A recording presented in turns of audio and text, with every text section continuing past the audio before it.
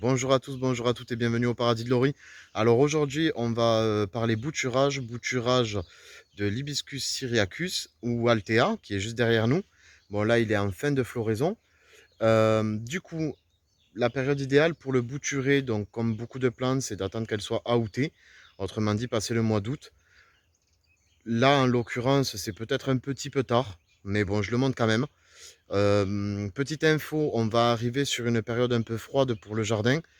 Du coup, on fera des vidéos sur les plantes d'intérieur ou plantes de serre, ou voilà, type Monstera, Areca, Kentia, tout ce qui est bananier d'intérieur, orchidées. On va beaucoup parler orchidées, parce que j'ai pas mal d'orchidées, Vanda, Phalaenopsis, Miltonia, Cambria, Dendrobium et d'autres. On va parler aussi, enfin, tout ce qui est plantes d'intérieur, quoi, tout simplement. Mais bon, ça sera dans les mois à venir.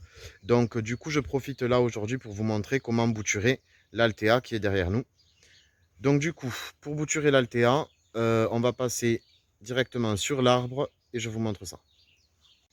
Alors, première chose à faire, c'est chercher une branche saine, donc sans maladie, sans tout ça. Du coup, ce qu'on fait, c'est qu'on cherche un endroit où on va aller sur l'autre. Parce que celui-là, j'ai pas trop envie de le toucher. Donc on va passer de ce côté-là.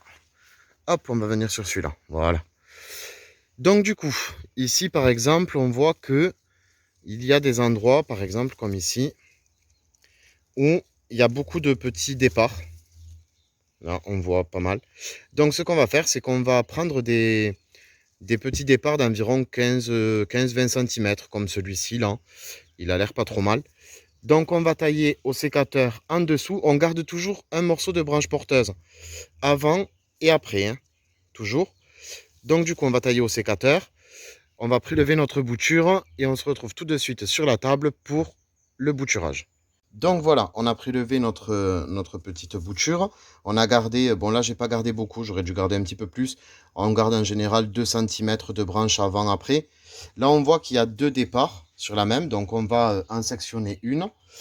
Donc du coup, avec le sécateur, à une main c'est compliqué, il faut vraiment que j'achète un trépied, hein. Donc avec le sécateur, hop, on sectionne une des deux, on n'en garde qu'une seule.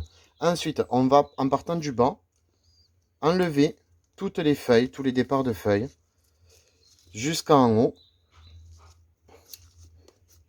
Hop, hop. On va laisser que les 3-4 dernières. Après, bon, on peut en laisser que deux aussi, hein. C'est dans le but d'éviter l'évaporation, une trop grande évaporation, et de favoriser par la même occasion l'enracinement. Hop là, voilà. On va laisser ça pour la vidéo et de favoriser l'enracinement. Donc du coup, suite à ça, on prend un pot. Alors moi je prends un pot basique, hein, vous voyez, un pot pas trop gros non plus. Et on va mettre dans ce pot-là un mélange, donc terreau, terre de jardin et sable. Il ne faut pas que le mélange soit trop fort non plus. Donc hop, on va mettre ça.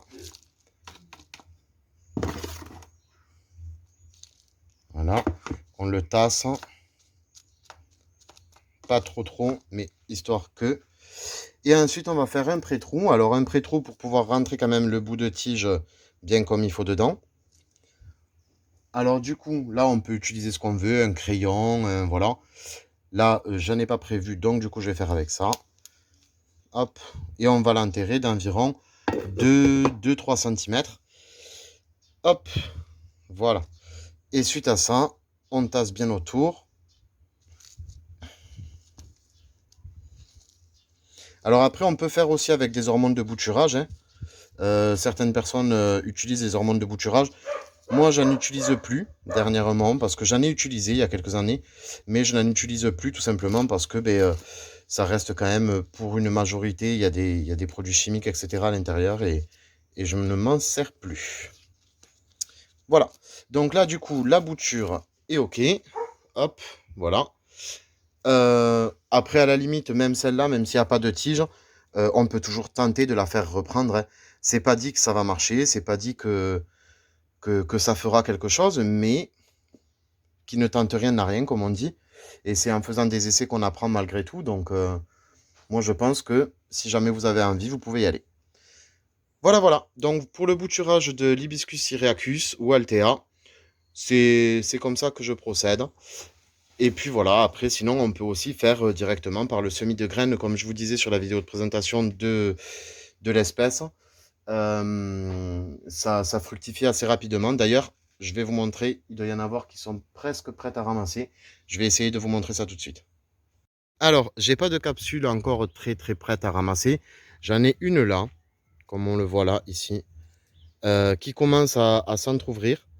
Alors après, je vais juste essayer de vous montrer un petit peu. Hop, voilà. Vous voyez, à l'intérieur, on a des graines qui se présentent à peu près comme ça. Voilà.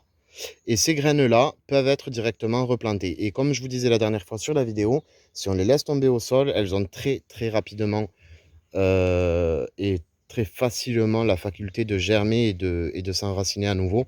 Donc c'est pour ça qu'il faut quand même faire attention avec cet arbre-là parce qu'on est vite envahi. Voilà, voilà. Donc voilà pour l'Hibiscus syriacus ou Altea. Du coup, comme d'habitude, n'hésitez pas à aimer, commenter, partager, mais surtout, on ne le redira jamais assez, abonnez-vous juste ici, là, en appuyant sur ce petit rond. Merci à tous, bisous.